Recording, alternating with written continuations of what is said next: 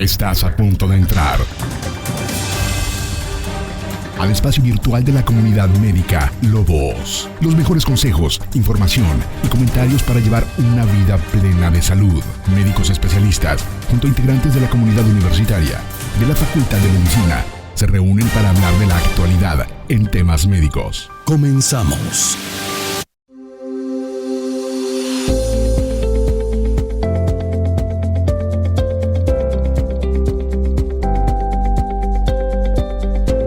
Amigos y amigas, muy buenas tardes, bienvenidos a esta nueva emisión, esta nueva temporada de Revista Médica Lobos FM. Hoy precisamente este sábado 11 de enero estamos celebrando nuestro tercer aniversario, muy contentos de llegar a todos sus hogares para llevar a cabo este programa tan importante en materia de prevención y promoción de la salud como lo es Revista Médica Lobos FM, doctor Ariel Gutiérrez. ¿Qué tal, doctor Navarro? Bienvenidos a todos quienes nos están ahorita escuchando en sus casas, en sus vehículos, a la comunidad universitaria y en especial a los alumnos de la Facultad de Medicina.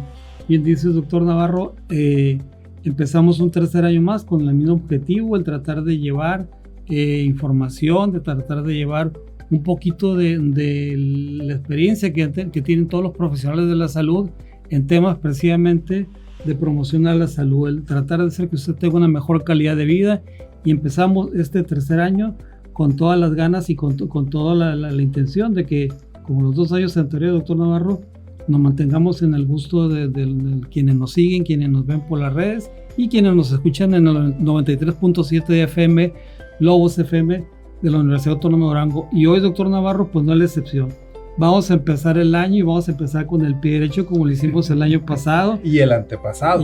Sí, tenemos un invitado muy especial con nosotros, el padre Luis Felipe Cabrera Aguilar, quien es parte del equipo de la Facultad de Medicina de la Universidad Autónoma de Durango. Le damos la más cordial bienvenida, padre. Y obviamente pues empezamos con usted y hoy vamos a hablar de un tema muy relevante para todos. Primero que nada, bienvenido. Estaremos hablando hoy de lo que son los beneficios para la salud de la práctica de la oración o la meditación, como quieran mencionarlo. Padre, bienvenido. Gracias por la invitación, pues es un privilegio estar con ustedes. Qué bueno que empezamos de nuevo el año. Exactamente. Con gusto. Es un gustazo tenerlo, la verdad, aquí con nosotros, padre, y lo más importante es que estos temas, ¿sí? El hablar de la reflexión, de meditar, caer en la oración, y eso en automático nos mantiene en un equilibrio mental, ¿no? Sientes que se te quita una losa de encima y haces esa oración, y posiblemente esa reflexión que te ayuda a salir adelante. Bueno, pues no se olviden que estamos transmitiendo por el 93.7 FM Lobos FM. No se olviden nuestras redes sociales en Spotify, YouTube y Facebook como Revista Médica Lobos FM. Asimismo también nuestras redes en Instagram y en X como @revista Lobos CLN. De esta manera estarán pues disponibles todos nuestros programas ahí precisamente para que usted pueda llevar a cabo esta revisión de este tema tan importante que tenemos el día de hoy con el padre Luis Felipe Cabrera Aguilar, que pues estamos de manteles largos teniendo esta temática del día de hoy, doctor Ariel. Así es, doctor Navarro. Y bueno, retomando la situación o el tema que queremos abordar el día de hoy, habitualmente nosotros le damos mucho peso cuando hablamos de promocionar la salud, lo que es obviamente el bienestar físico en cuanto a nuestra alimentación, nuestras actividades físicas, la prevención de enfermedades. También vemos, doctor Navarro, lo que son los problemas de la salud emocional o mental, que también es una parte importante de nuestro bienestar. Pero ahora hay un tercer factor que le hemos perdido de vista y que en algunos hospitales, incluso de alto prestigio a nivel mundial, lo conocen como la salud espiritual o el bienestar espiritual.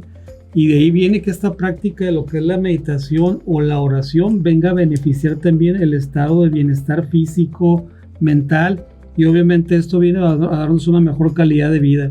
Hay uno de los hospitales más reconocidos a nivel mundial, como es el Hospital Johns Hopkins en Estados Unidos, que tiene proyectos de investigación bien documentados en los cuales han encontrado y han podido demostrar que el solo hecho de ponerse a meditar, de hacer una oración, hace que haya cambios importantes en la neurofisiología y además a nivel cardiovascular, cuando hay una disminución de la frecuencia cardíaca, disminución de la presión arterial, una estimulación para el sistema inmunológico.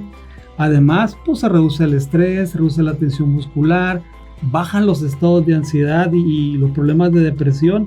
Y obviamente nosotros lo hemos visto, ¿no? De que alguna vez lo vimos, de que también hay, cuando llevamos las clases de neurología, la liberación de serotonina, dopamina, que son las neurotransmisores del bienestar.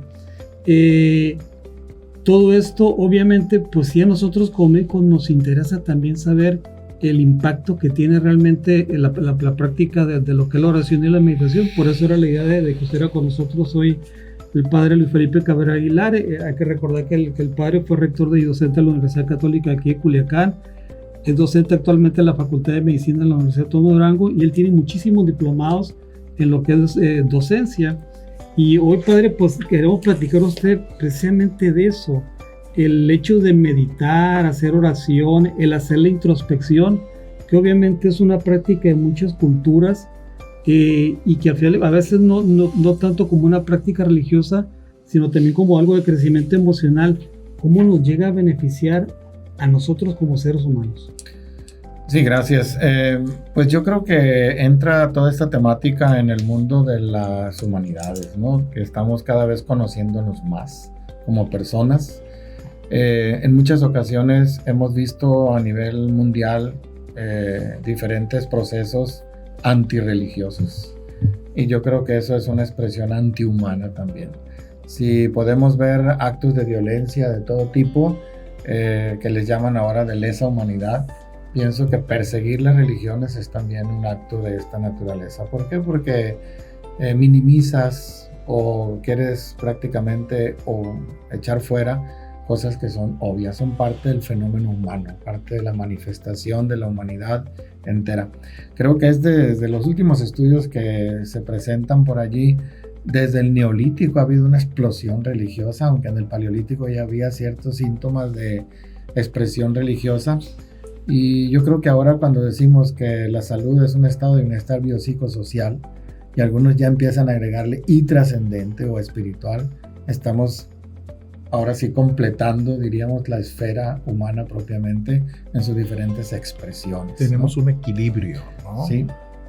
Ese equilibrio en el sentido de que todo entra en la persona, ¿no? La persona es la que está viviendo todas esas experiencias y podemos ver que hay un nivel religioso que no depende, y ese es el punto más interesante de hoy, que no depende de las religiones institucionales, sino del ser mismo como persona, de la humanidad misma, como un factor propio de nuestra humanidad. El ser espiritual no está casado con una religión, sino con el ser persona.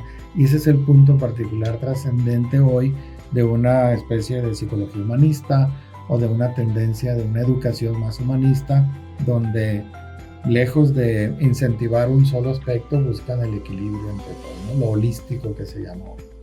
Eso es lo que hace interesante incluir oración o meditación en sus diferentes ramas y modos, que siempre los habrá por la misma diversidad cultural y la creatividad humana. Pues entonces yo creo que es un factor que tiene que aprovecharse a todos los niveles. Por supuesto. Padre, en el caso específico de la oración, ¿cuáles son los efectos benéficos que tiene en la salud emocional? Ya lo dijo el doctor Ariel hace un momento, ¿no? Uh-huh. Se libera la adrenalina, se libera la serotonina y muchos neurotransmisores que hacen sentir un clima de bienestar hasta cierto punto. Pero como tal, la oración, los efectos benéficos en la salud emocional. Mira, en este campo de estudio, por ejemplo, en el ámbito educativo, siempre se ha estudiado el conocimiento, se pueden establecer ciertos modelos de interpretación de cómo se da el conocimiento, pero también ahora están interesados en cómo lo fisiológico tiene que ver con el proceso de aprender. Bien, ¿no? Igualmente creo que la salud se había reducido al aspecto somático y hoy podemos ver que está íntimamente asociado a un aspecto de equilibrio también biológico, pero también considerando la parte espiritual.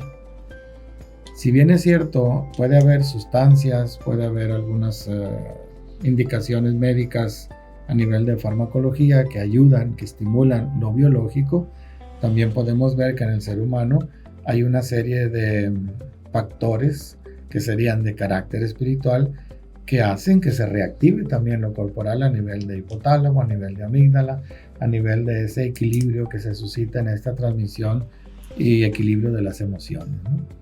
Entonces, si nosotros consideramos el aspecto espiritual desde esta perspectiva, podemos ver que no se trata solo de lo practicado en una religión, sino también del cómo eso que se practica en la religión estimula hacia adentro toda la persona como tal, lo biológico, lo psicológico y lo social. Desde lo trascendente, por supuesto, que se vive cada persona. Entonces, ¿qué beneficios trae? Yo pienso que si le damos un poco de formación a las personas, se descubrirían en un área que muchos creen que no tienen, que es la parte más importante, diríamos, para sustentar las primeras tres, la parte trascendental. Si yo busco trascendencia, si yo busco aprovecharme integralmente, entonces meditación puede representar un punto de reflexión sobre mí mismo o sobre el entorno en el que me muevo o con quienes convivo, ¿no? Y empiezo a aprender el todo, el contexto, como parte de mi propia conciencia. Si logro captarme desde esa perspectiva, desde mi yo hacia los otros, entonces en algún momento dado, la misma pensamiento crítico, el análisis crítico o la misma fenomenología me va a poner delante de una pregunta. ¿Hay alguien más allá después de mí y de aquellos que pueda en algún momento dado darme una respuesta? Y entra el conocimiento teológico o la revelación que muchos llaman, ¿no? Y que no se puede estimular como una mera ciencia a la que hay que memorizar cosas, sino como un estilo de vida. Y cuando creemos que la oración es un evento, nos quedamos, yo diría, pobres, porque tendría que ser un estilo de vida. Muchos de nosotros hablamos cuando estamos con los demás, pero también hablamos con nosotros mismos. Casi siempre estaríamos hablando. El pensamiento es una forma de hablarme yo. Claro. Entonces, creo que de esa misma forma, la parte de la oración es hablar conmigo mismo desde mi conciencia, pero cuando capto que existe algo superior a mí o que está fuera de mí, no solo la persona establezca un diálogo, sino que también puedo establecer un diálogo de una manera especial con quien se me revela como una divinidad conforme a mi religión. Y la oración no sería entonces solo un momento, sino una actitud ante aquello que en algún momento dado me interpela, y con lo cual quiero establecer un proceso dialéctico para conocerlo y conocerme y que me conozca. Fíjese que esa pregunta yo se la hice, padre, porque en algún tiempo en mi casa, pues a Elizabeth y a mí nos visitaban unos chicos que nos decían, nosotros les vamos a enseñar a hacer esa oración, ¿no? Decía, bueno, pues es que yo tengo mi forma de hacerlo, yo siento, usted ya lo dijo, siento, o sea, tenemos esa satisfacción, esa paz espiritual o esa paz mental que nos daba. Dice, bueno, pues si crees que la forma como tú lo estás haciendo es la correcta, bueno, tú estás sintiendo bien esa paz espiritual o esa paz emocional que estamos viviendo y mantenemos esa salud mental, vamos a decirlo desde el punto de vista médico, equilibrado, ¿no? Entonces, pues completamente respondido, ¿no? El hecho de tener esa paz emocional, esa paz mental a través de la oración. Creo que esa paz emocional, que así le podemos decir, es el producto, ¿no? De esa disposición a lo que desde Aristóteles llamaban la eudaimonía, es buscar la felicidad, buscar estar bien conmigo y con mi alrededor, sentirme propiamente parte, digamos, armónica con los demás, ¿no? Claro. Ahora, bien entendido es que obviamente cuando uno tiene la tranquilidad, la paz en el entorno y para consigo mismo, pues obviamente eso se va a ver reflejado en lo que es el bienestar y nuestra salud mental. Pero más allá de ahí, padre, ¿cuáles son los beneficios que puede tener el hecho de que yo haga, como dice usted, una práctica diaria, cotidiana, el meditar, el orar, y que esto se vea reflejado en mi organismo? O sea, que tenga la capacidad incluso para resolver algunos problemas de salud, para que de alguna manera pueda mantener mis equilibrios, hablando ya orgánicamente? ¿Es factible esto? Es interesante, pero estamos en un mundo que nos mueve constantemente, ¿no? Y lo que primero aflora en nosotros son una serie de emociones. Las reacciones que presentamos ante los estímulos del mundo son emociones. Y creo que una de las grandes situaciones hoy al interior de la persona o de la relación con otras es la no capacidad o no formación para regular las emociones. Entonces muchas cosas se van de la mano fácilmente. Tenemos una conciencia posterior que me puede llevar a sentirme mal por lo que dije, por lo que contesté, por cómo reaccioné. Pero nos hace falta la conciencia antecedente, es decir, saber que yo puedo reaccionar de ese modo y cómo entonces busco regular ese tipo de reacciones. Desde antes debo prepararme para, ¿no? Es como decir, voy a ir a una alberca, pues me llevo short y me llevo lo necesario para disfrutar de la piscina, ¿no? Claro. Pero, y si no, pues voy a estar ahí como que, pues, ¿qué hago, no? Aquí con pantalones y camisa larga no me puedo meter a la piscina, ¿no? Entonces, hay una palabra muy interesante que no es reciente, pero quizás se pueda poner en el contexto de la reflexión, la homeostasis, ¿no?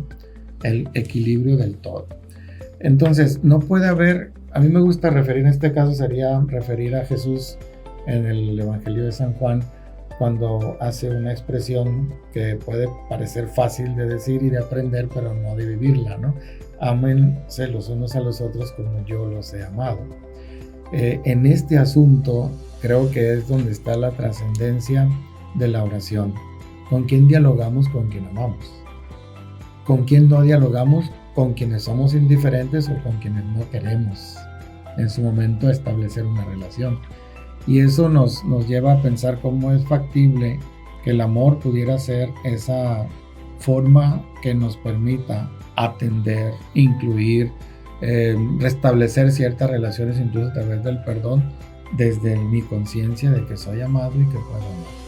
Para que la oración no quede solo como una expresión verbal que puede dilucidar de algún modo cierto pensamiento, cierta fe, pero que en el fondo nos busca mantener ese equilibrio, yo diría, holístico, contigo, con el otro, ¿no? Con la naturaleza y conmigo mismo.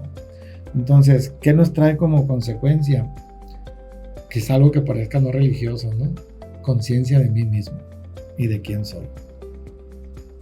Y es donde puedo entrar en ver cómo el otro es igual a mí y cómo puedo amarlo y cómo me puede amar.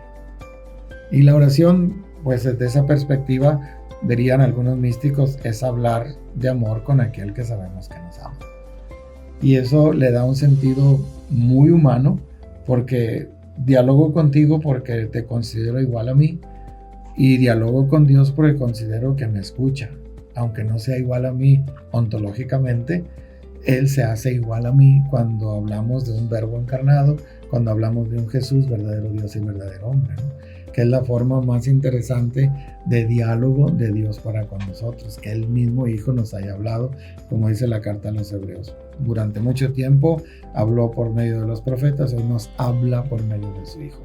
Entonces, si Dios me habla, espera de mí una respuesta. Si yo le hablo, voy a entender respuestas. ¿En qué nivel? En el nivel místico, no en el nivel científico. Aunque haya muchas formas hoy de evaluar el cerebro, cómo se mueve, de qué manera reacciona ante meditación y oración, pues igual queremos tener todo ese elemento vital, ¿verdad? De trascendencia, pero también centrado en el aquí y ahora, no solo perderme en lo espiritual. Ahí está el equilibrio. Ahí está el equilibrio, el sentirse bien, el sentirse escuchado, porque pues, yo cuando hago una oración es porque yo sé que me están escuchando, ¿sí? Me siento mejor y con eso hago ese equilibrio, ¿no? Hoy en día en esa salud emocional que tanto buscamos, y más en estos días, doctor Ariel, que lo necesitamos y que nos sentimos de una manera pues muy, muy equilibrada, ¿no? Pues estamos platicando con el padre Luis Felipe Cabrera Aguilar. Él es docente de nuestra Facultad de Medicina, es rector de la Universidad Católica de Culiacán, y estamos platicando precisamente sobre los beneficios para la salud cuando utilizamos la oración. No se vaya, estamos transmitiendo por el 93.7 FM, Logos FM.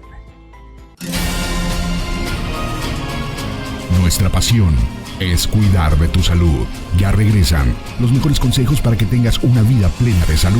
Revista Médica Lobos FM. Vuelve después del corte.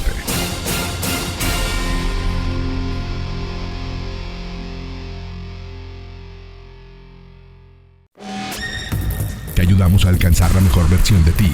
Cuida de tu salud de la mano de los profesionales. Ya estamos de vuelta en la revista Médica Lobos FM. Bueno, regresamos después del corte a su programa Revista Médica Lobos FM, ya en su tercera temporada. Hoy es el primer programa de este año 2025 y acabamos de escuchar un tema de principio de los años 80, doctor Navarro, igual de la Biblioteca de la Nostalgia. Acabamos de escuchar al grupo de Royal Speedwagon con el tema Take of the Run, un sencillo que está incluido en el 9º álbum de ellos de por allá a principios de los 80, y este tema escrito por el guitarrista Gary Richard, que estuvo prácticamente llegó al top 10 hasta el año 1989 y logró disco de oro por las millonarias ventas que tuvo este tema. Un tema muy agradable para un buen fin de semana de sábado, doctor Navarro. Y para un buen tema como el día de hoy, ¿no? Sí. Así es que de la Biblioteca de la Nostalgia, una nostalgia muy equilibrada en la salud mental, en la salud emocional, y pues bien elegido como siempre, mi querido doctor Ariel. Así es. Bueno, y continuamos con la plática que tenemos con el padre Luis Felipe Cabrera Aguilar. Estamos hablando de cómo impacta lo que es la oración y la meditación en nuestro bienestar físico y emocional, y también como parte de todas estas apoyos que se tiene que dar para mantener una salud equilibrada. Padre, hace rato hablamos de lo que son los efectos benéficos en la persona cuando adopta la práctica de la oración y la meditación. Aquí la pregunta es, ¿cómo puede impactar de alguna manera en la recuperación de una persona que padece alguna enfermedad esta práctica de la oración, de la meditación? Bueno, en primer lugar, yo creo que es importante mencionar la palabra esperanza. Una persona, pensemos, no religiosa, no tiene prácticas religiosas institucionales, sistemáticas. Dijimos al principio, no significa que no sea espiritual. Lo que tiene de diferencia con otra persona que es creyente es que entiende su esperanza en una, llamémosle así, no dependencia, yo diría en una corresponsabilidad con su Dios. Así pues, la persona espiritual natural, digamos, y la persona espiritual con el agregado de la religión o de la teología, tienen en común la esperanza. Y eso es importante en el ámbito de la recuperación porque da ánimos, motiva, la forma en la que el médico en particular se exprese, la forma en que la familia se comporta en torno al enfermo, tiene mucho que ver como con un cuidado que no necesariamente podemos decir sea paliativo, sino como una experiencia social que también es vital.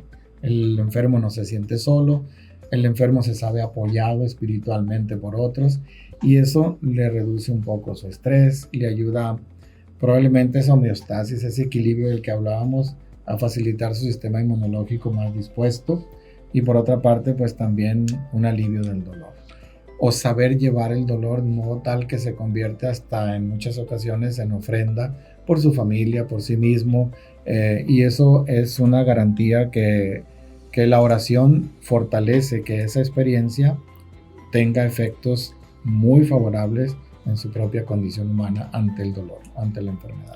Padre, si nos remontamos a la definición de salud por parte de la OMS como el equilibrio, ¿no? de bienestar físico y mental, bueno, en los últimos años, usted lo dijo hace un momentito, también se ha incluido lo que es la espiritualidad, ¿sí? ¿Cómo se puede fortalecer? O sea, nosotros desde el punto de vista como médicos, como salubristas, pues vemos ese equilibrio, ese bienestar físico, pues a través de programas preventivos, de la actividad mental, bueno, pues a través de psicología, a través de las diferentes campañas que existen. Pero desde el punto de vista espiritual, ¿cómo logran fortalecer e incluir la espiritualidad dentro de esta definición de salud? Hay una experiencia muy interesante en Sócrates ante la condena que recibe por considerarse hereje respecto de su propio pensar contra aquello que se había institucionalizado, digamos, en el mundo de él, donde la coherencia con lo que ha dicho y la coherencia con su compromiso de que las generaciones reciban de él un ejemplo favorable a lo que es la lealtad a su propio pensamiento, nos puede ayudar mucho a pensar también cuán valioso es el conócete a ti mismo. Es una expresión que a lo mejor manejamos mucho, pero que en algún momento dado nos puede ubicar de manera muy concreta, creyentes o no creyentes. De tal manera que, de una manera muy particular lo voy a decir, creo que habría que pulir mucho una espiritualidad en donde pareciera que todo es Dios quien tiene que hacer las cosas, donde es Dios quien es, yo les digo a veces, el Superman o el Batman que estoy esperando que llegue cuando yo estoy en peligro. Pero eso significaría que no me conozco yo, que creo conocer más lo que Dios tiene que hacer y me desconozco yo mismo en mis propias capacidades. Para mí es mucho más sencillo entender la fe desde una perspectiva no fantasiosa. Y la fe la podemos entender desde una conciencia de mí mismo. Dios me puede curar, yo no lo negaría en el campo de los milagros. Pero si el milagro es lo extraordinario, me puedo preguntar qué es lo ordinario. Que yo sea un hombre, que sea parte pues de esta realidad humana, por lo tanto soy vulnerable a enfermedades y soy vulnerable ante toda la muerte, ¿no? Si la fe me puede llevar a confiar que Dios puede ayudarme a recuperar la salud ante un evento que parece contrario a mi propia vida o en riesgo de mi propia vida, bueno, pues no descarta que yo no deje de atenderme desde lo que soy. Esa honestidad para conmigo mismo, soy vulnerable, estoy en calidad de enfermo. Y si esa conciencia está presente en el orante, entonces se encuentra mucho más fortaleza que ante la desesperación del que no me curas, no me atiendes, te ruego, te he suplicado, te he hecho promesas, te llevé ofrendas, tengo a todos los santos aquí abajo, ya hice todas las devociones y no me contestas. Eso yo diría generaría una angustia religiosa. La conciencia de mí mismo ante Dios sea mucho más capaz de...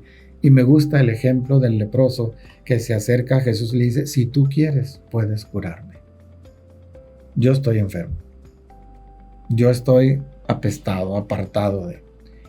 Cuando Jesús actúa, entonces lo restituye en la salud, pero sobre todo le da un lugar en la vida social. Cuando el enfermo por sí mismo se separa de su propio círculo y se separa de su propia conciencia humana, pues prácticamente casi llegamos a un absurdo, ¿no? ¿Por qué? Porque lo que sí tengo a la mano es mi conciencia de lo que soy. Y como hombre, como persona humana, yo le suplico a la divinidad que me ayude. Y quizá lo haga. Pero por otra parte, quizá tenga conciencia de que no será de ese modo extraordinario. Claro. Y que tenga yo que poner también de mi parte, ¿no? Si nos imaginamos un círculo y pensamos en una partecita, la más mínima que tú quieras, podría ser que pensar en un Dios omnipotente le corresponda casi el 99.9% del círculo. Pero el 1% que está ahí, que es mío, no lo puede hacer Dios, lo tengo que hacer yo. Y ahí es donde está el juego de cómo, en la medida en que me conozco yo, sé muy bien lo que tengo que enfrentar. Y no solo es el problema de la enfermedad o la muerte, sino el no aceptar incluso hasta mi propia edad, no aceptar mis limitaciones, no aceptar que no tengo las cualidades de los otros, hasta no aceptarme a mí mismo porque quiero ser de este otro modo. Y yo creo que ahí entra esa tendencia actual a transformarme a través de lo artificial, ¿no? Ahora, padre, una duda que nos puede surgir, bueno, sabemos de los beneficios que tiene el hecho de hacer la introspección, de hacer la meditación y la oración. ¿Existe alguna rutina específica para decir yo en este momento estoy bien para poder conectarme, para poder empezar a hacer la práctica de la meditación, de la oración? ¿O simple y sencillamente es un marco número como el teléfono y espero que me contesten, ¿no? ¿Hay algún proceso previo para poder que realmente no sea útil, pues? Claro, yo creo que vuelvo al tema, que la conciencia de mí mismo, lo primero que me hace notar es que necesito de algo. ¿no? En clase veíamos la importancia de ver la enfermedad desde un punto de vista tanatológico, y es una experiencia de pérdida. ¿Qué perdí? La salud. Si yo quiero recuperarla, quiero hacer lo posible por... Entonces la enfermedad no es solo un asunto biológico, sino que es también un asunto, digamos, integral. ¿Por qué? Porque es una pérdida que yo tengo que aprender a llevar ese proceso de duelo de una manera tal que, acompañado de mis capacidades, de mi conciencia, de la ayuda médica y de la compañía de los demás, me ayuda a superarlo. Pero en este asunto particular, muchas veces creemos que se trata de una técnica. Probablemente el yoga sea una técnica. Probablemente eso que llaman hoy el mindfulness y cosas por el estilo te propongan ciertas técnicas. No es tan mal, ¿no? Hasta cierto punto. Pero yo creo que si tú me aceptas el ejemplo, cuando tú dialogas con una persona que amas, no ocupas técnicas. Simplemente eres tú delante del otro y lo dejas ser. Y yo creo que ahí es donde surge ese diálogo tan natural y tan espontáneo. Muchas veces se confunde, aunque sé que es otra de las cuestiones que pudiéramos tocar, rezar con orar, ¿no? Quizá rezar lo podamos distinguir desde una perspectiva meramente, digamos, didáctica, pedagógica, porque me ayuda, me concentra, me sirve esto, pero me puede estar programando para el momento en el que yo, con mi propia conciencia, con mi propio vocabulario, con mi propia experiencia, entre en diálogo con aquel que sé que me oye y que sé que me ama, ¿no? Claro. Y yo creo que ahí estaría la diferencia, ¿no? Nadie se acerca con técnicas al esposo a decirle, ¿con qué técnica te hablo ahora para decirte que te quiero, ¿no? Entonces, está bien, yo no desdigo la capacidad de esas técnicas para muchas personas que les ayudan muchísimo, ¿no? Pero yo siento que en el caso de la oración y de la meditación con términos religiosos, ante todo está el aspecto de que me aman, amo y expreso mi amor en el hablar. Hay que querer estar con. ¿Qué es la oración? Querer estar con Dios. A veces oigo, a veces me oye. Y aquí es yo que quisiera hacer referencia a una frase que me encantó ayer, y dice, no hables si tus palabras no van a mejorar el silencio. Entonces el silencio con el que a veces estamos delante de Dios habla más, porque tengo la conciencia que Él me conoce mejor que yo mismo, y que antes de que yo hable, Él ya sabe lo que le voy a decir. Entonces, ¿qué ocupo para una oración? No una fe institucional dogmática, sino, además de toda esa formación institucional, teológica, dogmática, creer que realmente el otro está allí. No como una experiencia de fe que alguien me dijo que ahí estaba, no, vivencia, lo existencial de mi encuentro con otra persona, ¿no? Y eso es lo que creo que trae mucho beneficio, porque es algo que me hace ser persona y que en su momento mejora mi propia calidad como persona. Padre, se ha difundido mucho la integración de los grupos de oración, sobre todo obviamente en los grupos religiosos. Aquí, ¿cuál sería el beneficio de reunir a tantas personas en un grupo de oración donde, como decía hace rato el doctor Navarro, ¿no? Se pretende que a la persona se le enseñe a orar o a acercarse, en este caso, pues a su Dios o a Dios? ¿Qué diferencia hay en ese? Yo creo que es la otra parte del beneficio que nos contacta con otros orantes, ¿no? Entonces soy yo que oro junto con otros. Y todos somos, llamémosle así, como correligionarios, copartidarios de esta experiencia de aquel que es para todos. El evangelio es Padre nuestro, no es mi Padre, ¿no? Entonces, hasta el mismo Jesús nos enseñó eso, ¿no? Él decía mi Padre con tono propiamente de autoridad, como corresponde a su naturaleza, pero nosotros decimos Padre nuestro. El sentido de iglesia, más que una especie de ritos y dogmas y templos o arquitectura, es conciencia de ser un nosotros delante de Dios. Y eso trae otros beneficios, porque ya no estoy solo. Tú oras por mí, yo oro por ti. O sea, aquí en esta comunidad que somos 10, hay 9 distintos a mí, pero pensando en mí, y yo estoy pensando en 10, ¿no? Por decir una cantidad. Y eso trae un beneficio social también. Incluso subrayaría yo que muchas veces nos equivocamos cuando hemos dejado tan del lado el cristianismo como un modo de vida y no como una participación en cultos, que es importante y que es necesario, pero que modelan mi vida, modelan mi estado de vida y me ayudan a tener una proyección de encuentro, ¿no?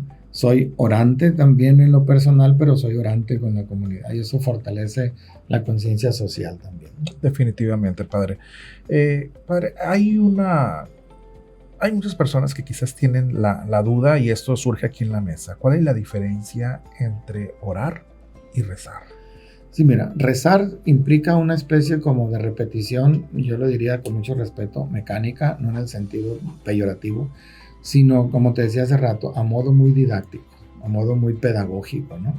Es lógico que podemos hablar de muchas cosas con las demás personas, pero cuando nos encontramos ante la posibilidad de orar como un diálogo con la divinidad o un diálogo con Dios, nos sentimos como que limitados. Y si este santo o esta santa oraron de este modo, pareciera que yo debería de repetir su oración, lo cual no es malo, ni inconveniente, sino pedagógico, ilustrativo si tú quieres, me acompaña para. Pero yo puedo decir, conozco la oración de San Francisco, de Santo Tomás, de San Agustín, de San Buenaventura, etc. Está bien, perfecto. Edith Stein, Teresa de los Andes, Teresa de Ávila, todo perfecto. Ellas han sido mujeres y han sido varones que oran, sí, pero hasta cierto punto, el cómo lo han hecho ellos debería darme la oportunidad de yo buscar también mi estilo, ¿no? Cómo con esa ayuda de ellos yo puedo hacerlo. Por otra parte, diríamos que también a muchas personas les ayuda a sentir que hicieron algo. Si no alcanzan a dimensionar su forma ordinaria de poder, como platico contigo, hablar con Dios, yo les digo así, invítenle un café a Dios, porque cuando las invitan al café, a ustedes, ellos y ellas, se quitan la palabra, se arrebatan el tema, buscan mil formas de que yo quiero el centro de, ¿no? Bueno, invita a Dios a un café y háblale de todo lo que quieras, pero háblale tú, ¿no? Ahora, todos podemos rezar juntos una oración especial, la misa quizá es una oración muy amplia en la que todos participamos de una manera sistemática, pero eso no impide que en algún momento dado seas totalmente libre para expresarte, ¿no? Y yo creo que eso es lo más importante cuando alcanzamos ciertos niveles de saber que hablé con alguien que es grande para mí. Padre, ahorita usted mencionaba que obviamente el acto de la oración o la meditación pues ha sido una actividad que ha acompañado al ser humano prácticamente desde sus orígenes. ¿Cómo podemos saber o atribuir que este siga siendo un bien común del ser humano? Porque han pasado unas situaciones por las cuales ha pasado la humanidad, guerras, epidemias, catástrofes naturales, y sin embargo, una situación que ha prevalecido siglo tras siglo ha sido la práctica de la oración y la meditación. Es un bien común de la humanidad, independientemente de a qué se patrimonio de la humanidad. Sí, no podemos hablar de eso, ¿no? Sí, mira, yo creo que tanto el que niega como el que afirma la existencia de un Dios, de algún modo fortalece mutuamente la experiencia religiosa en todos los sentidos. El que lo afirma busca todas las estrategias y todas las formas de convencer a otros de la presencia divina. El que lo niega suscita en el otro el espíritu de buscarle cada vez mejores argumentos para demostrarle algo, ¿no? De tal manera que hay hasta cierto punto un equilibrio, no sé si llamarle epistemológico, pero ahí hay algo de eso tan especial, ¿no? Entonces, sí es un patrimonio de la humanidad porque la conciencia de ser no me permite quedarme con un ser que se haya autocreado.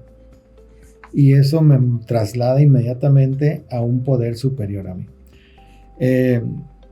Juan Lafarga, que es uno de los pedagogos mexicanos más trascendentes del último siglo, habla mucho de su conciencia de estar dentro de un mundo, en un movimiento tal que a veces ni siquiera lo percibimos.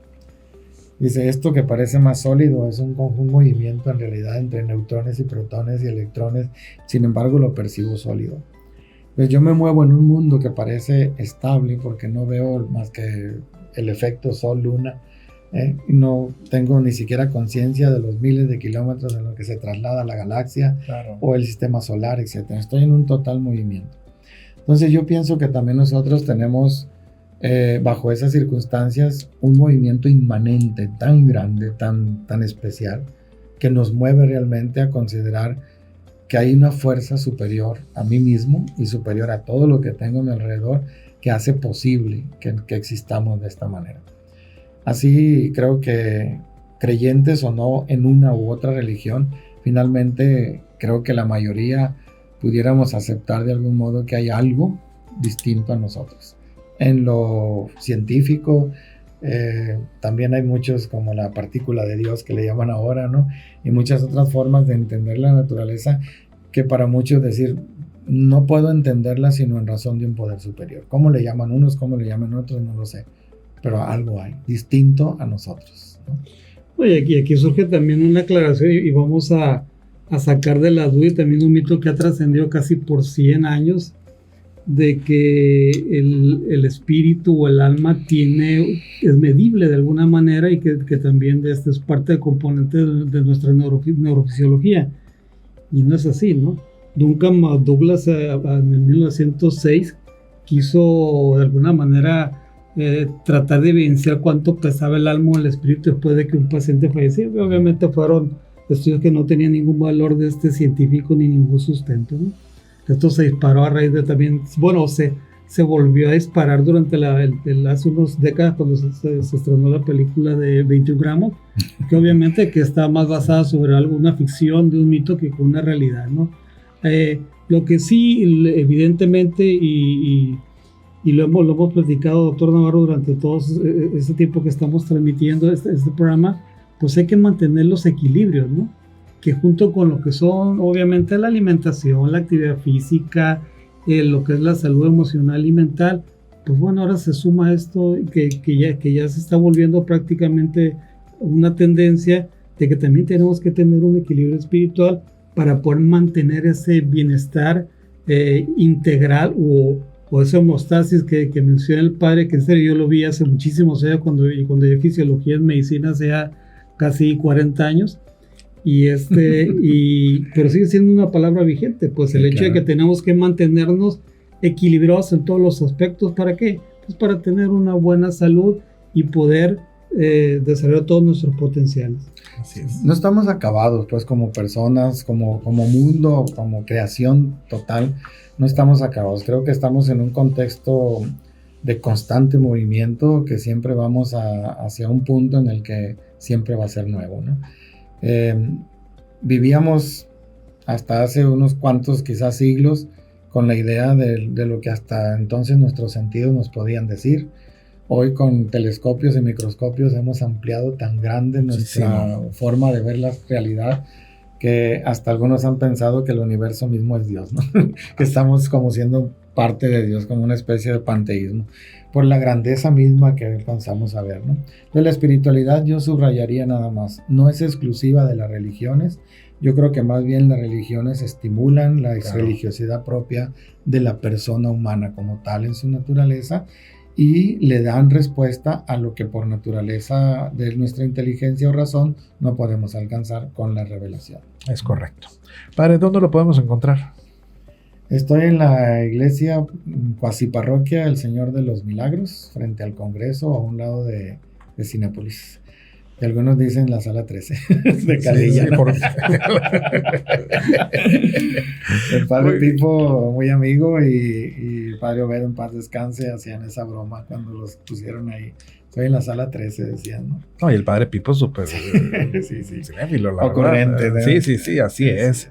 Padre, pues le agradecemos muchísimo que se haya dado el tiempo para estar con nosotros en Revista Médica Lobos FM. Es un gusto, es un placer tenerlo aquí y platicar de estos temas tan controversiales y a final de cuentas que nos dejan esa salud emocional pero bien equilibrada, ¿verdad? Sí, okay, muchas gracias. Y además para empezar el año, pues ¿qué más podemos pedir, no? Así es. Y a ustedes pues les agradecemos muchísimo que hayan seguido esa transmisión puntualmente. Y esperemos que este año 2025 traiga para ustedes eso es lo que estamos buscando, esa salud emocional, esa salud mental que tanto estamos buscando. Así es que pues les deseamos a todos ustedes un excelente fin de semana. Los profesionales de la salud te esperan en nuestra próxima emisión. Descubre los mejores consejos para llevar una vida de calidad para ti y tu familia. Sintonízanos la próxima semana. Revista Médica Lobos FM. Hasta la próxima.